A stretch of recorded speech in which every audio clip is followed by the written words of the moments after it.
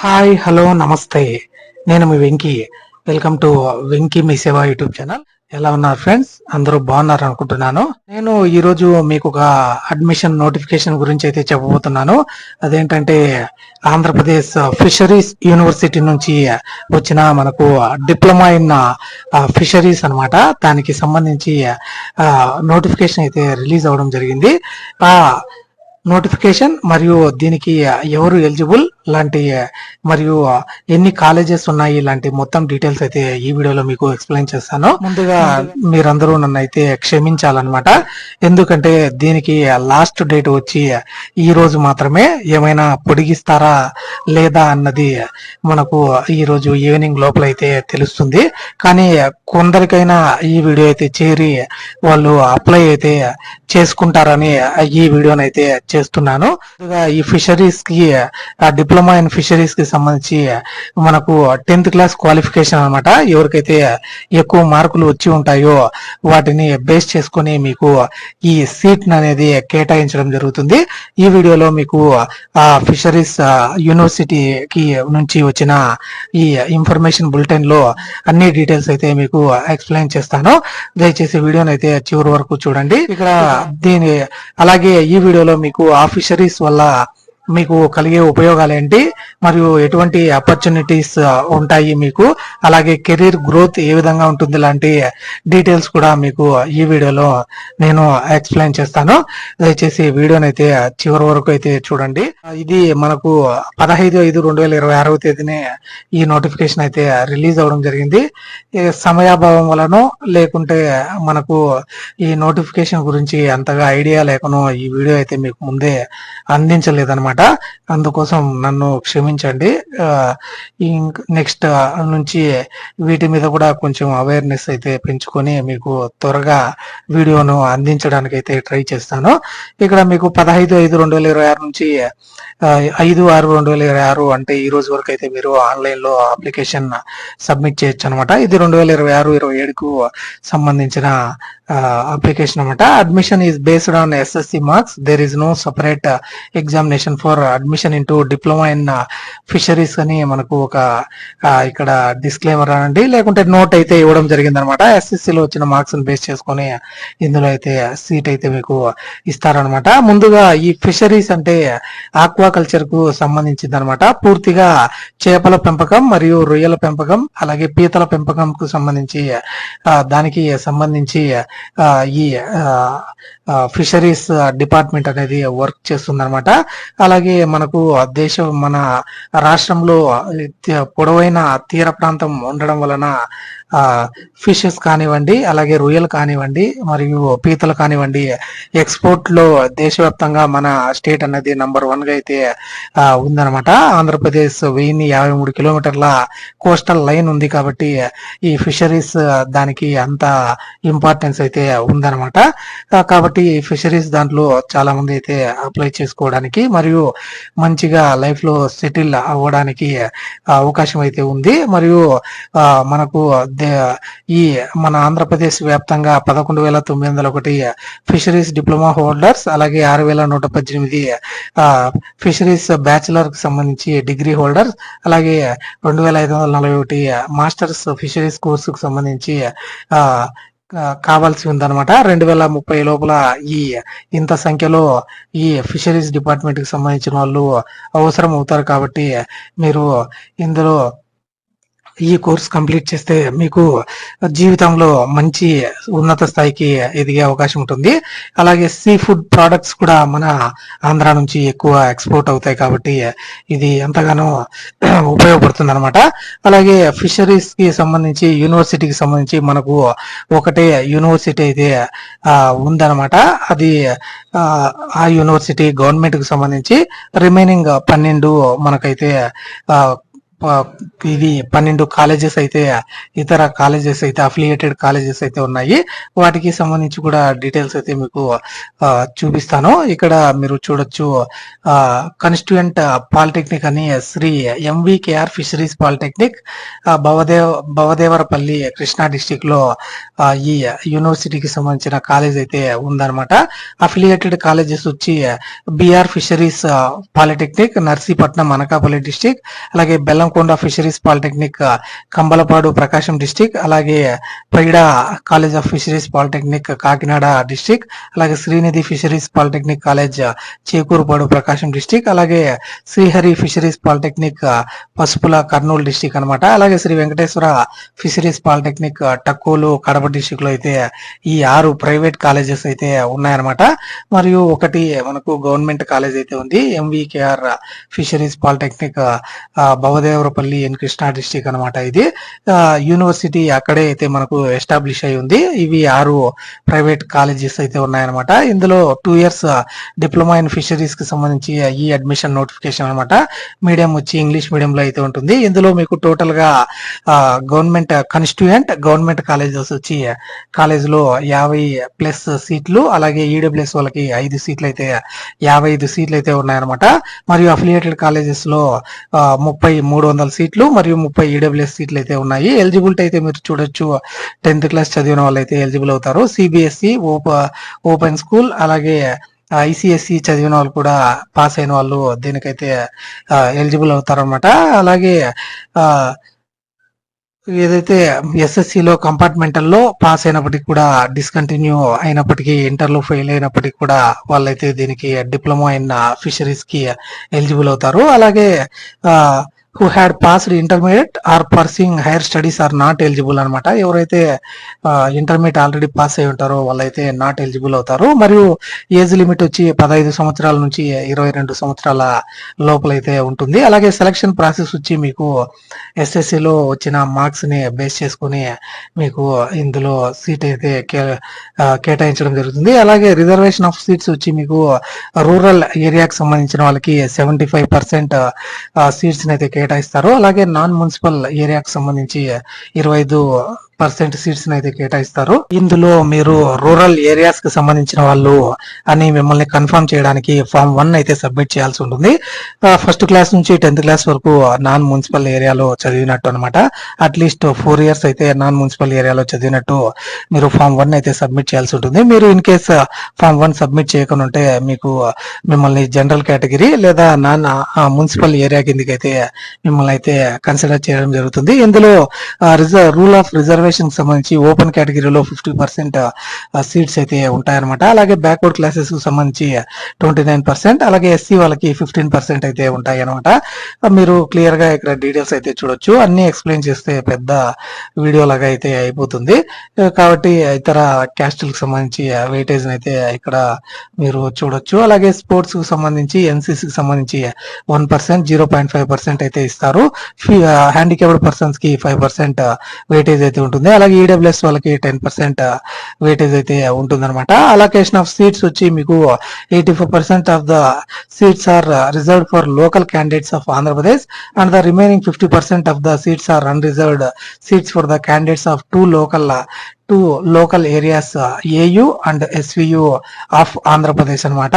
85% of the seats reservation for local candidates అనమాట. Only Andhra Pradesh వాళ్ళకి చెందిన వాళ్ళకు మాత్రమే ఈ సీట్స్ అయితే కేటాయిస్తారనమాట. మరియు 15% సీట్స్ వచ్చి మీకు ఇతర క్యాండిడేట్స్ కి అయితే కేటాయించడం జరుగుతుంది. ఇందులో మీకు 85% సీట్స్ లో 65.62% మరియు 34.38% Andhra university region, former districts of Srikakulam, Vizianagaram, అలాగే Visakhapatnam, East Godavari, West Godavari districts సంబంధించినటువంటి అనమాట.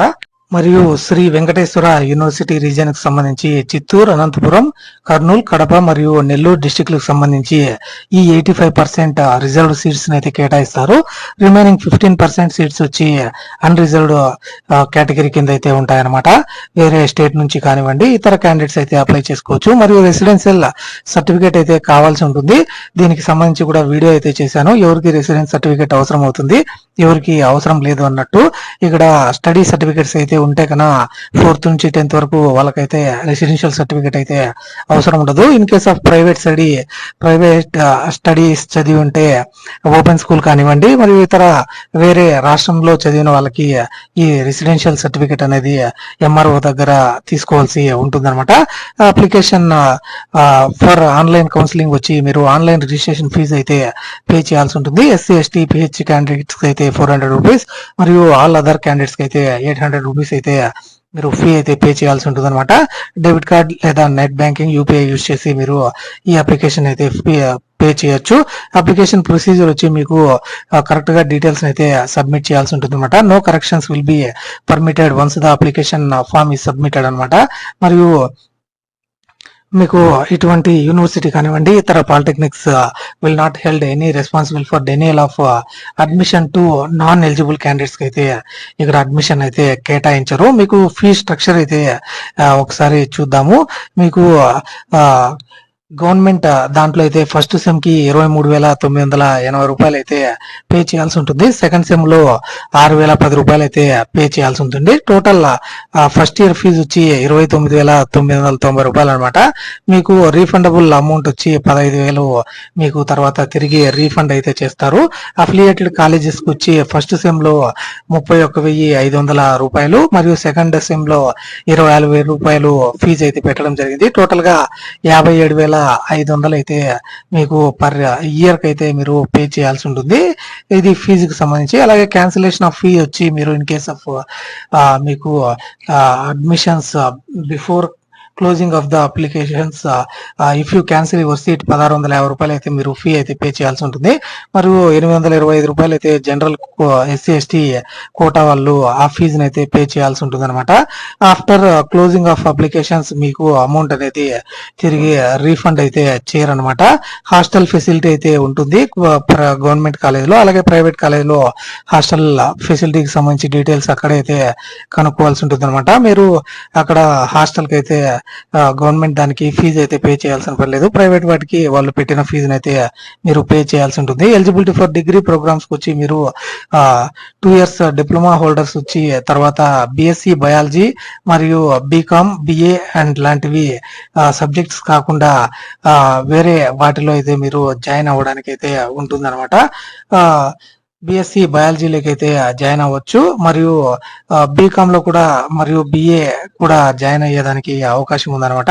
మీకు ఏ డాక్యుమెంట్స్ కావాలి ఇందులో మీరు జాయిన్ అవ్వడానికంటే రిజిస్ట్రేషన్ చేసుకోవడానికి ఎస్ఎస్సి మార్క్స్ కావాలి. అలాగే స్టడీ సర్టిఫికేట్, టీసీ మరియు non municipal area certificate form 1 మరియు local status certificate, caste certificate, local residence certificate అయితే అవసరం అయితే ఉంటుంది ప్రైవేట్ క్యాండిడేట్స్ కి. అలాగే ఈడబ్ల్యూఎస్ వాళ్ళు EWS, pH candidates pH certificate మరియు ఇతర ఎన్సిసి స్పోర్ట్స్ వాళ్ళు ఆ సర్టిఫికేట్స్ అయితే కలిగి ఉండాలన్నమాట.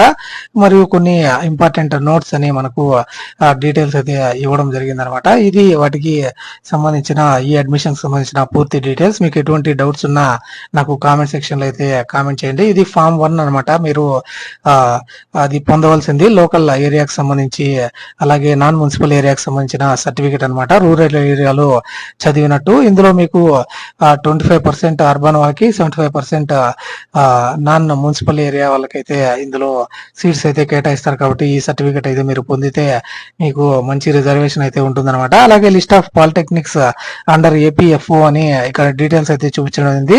కాన్స్టిట్యూంట్ పాలిటెక్నిక్ గవర్నమెంట్ కి సంబంధించి బౌదేవపల్లిలో ఉన్న కృష్ణా డిస్టిక్ లో 55 సీట్లు అయితే ఉన్నాయి. అలాగే అఫిలియేటెడ్ పాలిటెక్నిక్స్ వచ్చి BR fishery polytechnic, Bellamkonda fisheries polytechnic మరియు ఇతర కాలేజెస్ అయితే చూడొచ్చు. చూడొచ్చు. నేను ఆల్రెడీ మీకు అయితే ఎక్స్ప్లెయిన్ చేశాను. అన్ని కాలేజెస్ లో 50 సీట్స్ అయితే ఉన్నాయి. కడప కానివ్వండి, ప్రకాశం, కర్నూలు, కాకినాడ, ఇతర డిస్టిక్లలో ఈ సీట్స్ అయితే అవైలబుల్ ఉన్నాయన్నమాట. అలాగే చిల్డ్రన్ ఆఫ్ ఆర్మ్డ్ పర్సనల్స్ సంబంధించి ఏ అవార్డ్స్ పొంది ఉంటే దీనికైతే ఎలిజిబుల్ అవుతారు, అలాంటి ప్రయారిటీ 1 కు సంబంధించి, ప్రయారిటీ 2, ప్రయారిటీ 3 అని మనకు డీటెయిల్స్ అయితే ఇవ్వడం జరిగింది అనమాట. అలాగే నేషనల్ క్యాడెట్ కార్ప్స్ సంబంధించి ఎన్సిసి కేటగిరీకి సంబంధించి ప్రయారిటీ 1 మరియు ఏ లెవెల్లో ఆ సర్టిఫికేట్స్ అయితే పొంది ఉన్నారు లాంటి డీటెయిల్స్ అయితే ఇక్కడ ఇవ్వడం జరిగింది. అలాగే స్పోర్ట్స్ అండ్ గేమ్స్ కి సంబంధించి కూడా డీటెయిల్స్ అయితే ఇవ్వడం జరిగింది. అలాగే ఫిజికల్లీ హ్యాండిక్యాప్డ్ కి సంబంధించి డీటెయిల్స్ కూడా ఇక్కడ ఇవ్వడం జరిగింది అనమాట. అలాగే క్యాస్ట్లకు సంబంధించి కూడా డీటెయిల్స్ అయితే ఇవ్వడం జరిగింది. ఇది దీనికి సంబంధించిన పూర్తి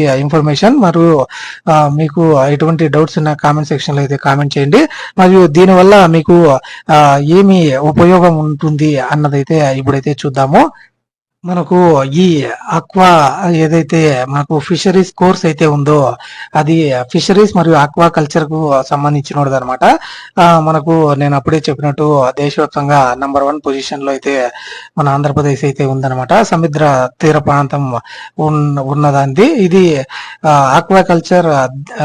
what is this course about అంటే, ఈ కోర్స్ మీకు పూర్తి స్థాయి ప్రాక్టికల్ మరియు థియరీ శిక్షణ అయితే ఇస్తారనమాట. ఆక్వా కల్చర్ కు సంబంధించి చేపలు, రొయ్యలు, పీతలు మరియు మంచి ముత్యాల పెంపకం ఎలా చేయాలి ఇలాంటి, అలాగే చేపల పెంపకం, చెరువుల్లో ఉండే వివిధ రకాల వైరస్లు, బ్యాక్టీరియా మరియు వ్యాధులను ఎలా గుర్తించాలి, వాటిని ఎలాంటి మందులు వాడాలి అన్నటివి మీకైతే ఇందులో ట్రైనింగ్ అయితే ఇవ్వడం జరుగుతుంది. అలాగే ఫీడ్ మేనేజ్మెంట్ కి సంబంధించి మీకు ఎటువంటి నాణ్యత వాడాలి మరియు ఏ ఫీడ్ అయితే అందించాలి ఇలాంటి డీటెయిల్స్. అలాగే మెరైన్ బయాలజీ, ఫిషింగ్ టెక్నాలజీ సంబంధించి సముద్రంలో చేపల వేట, అధునాతన బోట్లు మరియు నెట్లు మరియు జీవ వైవిధ్యం సంబంధించి మీకు ఎడ్యుకేషన్ అయితే ఉంటుంది. అలాగే ఫిష్ ప్రాసెసింగ్, పట్టిన చేపలను పాడవకుండా ఐస్ ప్యాకింగ్ చేయడం, లేకుంటే ఫిష్ పెల్లెట్స్, క్యాండ్ ఫుడ్స్ తయారు చేయడం వంటి విదేశాలకు ఎగుమతి చేసే పద్ధతులను కూడా మీరు ఇందులో అయితే చదువుతారు. ఈ కోర్సు వల్ల మీకు కలిగే ఉపయోగాలు ఏంటంటే, సాధారణ డిగ్రీ కోర్సులతో పోలిస్తే ఈ ప్రొఫెషనల్ కోర్సు పూర్తి చేసిన వారికి పోటీ అయితే చాలా తక్కువ ఉంటుంది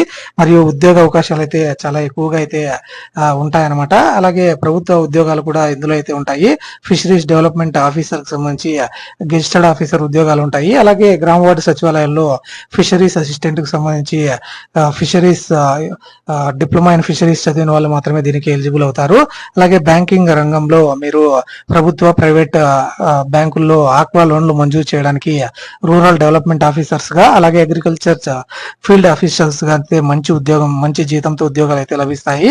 అలాగే పరిశోధనా సంస్థలు ఐకార్, ఎన్ఎఫ్డిబి, సిఐబిఏ, సిఎంఎఫ్ఆర్ఐ వంటి జాతీయ స్థాయి పరిశోధనా సంస్థల్లో ల్యాబ్ అసిస్టెంట్లు మరియు సైంటిస్టులుగా కూడా మీరు స్థిరపడవచ్చు అనమాట. అలాగే ప్రైవేట్ రంగంలో కూడా ఇందులో అయితే ఉద్యోగాలు అయితే ఉంటాయి. ఆక్వా టెక్నీషియన్, కన్సల్టెంట్, రొయ్యలు, చేపల చెరువుల వద్ద రైతులకు సలహాలు ఇచ్చే కన్సల్టెంట్లుగా భారీగా జీతం అయితే పొందొచ్చు. అలాగే హ్యాచరీస్ అండ్ ఫీడ్ మిల్స్, రొయ్యల పిల్లలను ఉత్పత్తి చేసే హ్యాచరీస్ లో మరియు ఫీడ్ కంపెనీల్లో Ananda group, Avanti group, CP feeds లాంటి మేనేజర్లుగా అయితే మీరు జాయిన్ అవ్వచ్చు. అలాగే క్వాలిటీ కంట్రోల్ ఆఫీసర్ గా కూడా మీరు అయితే వర్క్ చేయొచ్చు. సముద్ర ఆహార ఉత్పత్తులను విదేశాలకు ఎగుమతి చేసే సీ ఫుడ్ ఎక్స్పోర్ట్ కంపెనీలలో క్వాలిటీ చెకింగ్ ఆఫీసర్స్ కూడా మంచి డిమాండ్ అయితే ఉందన్నమాట. అలాగే స్వయం ఉపాధి కూడా మీరైతే పొందవచ్చు. మీరే సొంతంగా చేపలు, రొయ్యల చెరువులు లేదా సీడ్ హ్యాచరీస్ అయితే ఏర్పాటు చేసుకోవచ్చు. అలాగే ఆక్వాకల్చర్ క్లినిక్స్ మరియు వాటర్ టెస్టింగ్ ల్యాబ్స్ మరియు ఫిష్ ఫీడ్ డిస్ట్రిబ్యూషన్ షిప్స్ మరియు సొంతంగా ప్రారంభించి వ్యాపారం అయితే చేసుకోవచ్చు. దీనికి ప్రభుత్వం సబ్సిడీ కూడా అయితే ఇచ్చి లోన్లు అయితే మీకు ఇస్తుందన్నమాట. దీనికి క్లుప్తంగా చెప్పాలంటే, అగ్రికల్చర్ మరియు వెటర్నరీ కోర్సుల తర్వాత అంతటి సమానమైన కెరీర్ గ్రోత్ మరియు తక్కువ పోటీ ఉండే 100% జాబ్ గ్యారంటీ ఉన్న ఏకైక కోర్సు వచ్చి ఫిషరీస్ సైన్స్ అనమాట. కాబట్టి దీనికైతే మీరు అప్లై చేసుకుని మంచి కాలేజీలో సీట్ అయితే పొందుతారని ఆశిస్తున్నాను. ఇలాంటి వీడియోస్ అయితే మన ఛానల్లో వస్తూనే ఉంటాయి. కాబట్టి మన వెంకీ మీ సేవ యూట్యూబ్ ఛానల్ని సబ్స్క్రైబ్ చేసుకోండి. అలాగే ఇలాంటి వీడియోస్ని మీ ఫ్రెండ్స్ అండ్ ఫ్యామిలీ మెంబర్స్కి షేర్ చేయండి. Thank you for watching. See you in the next video. Jai Hind.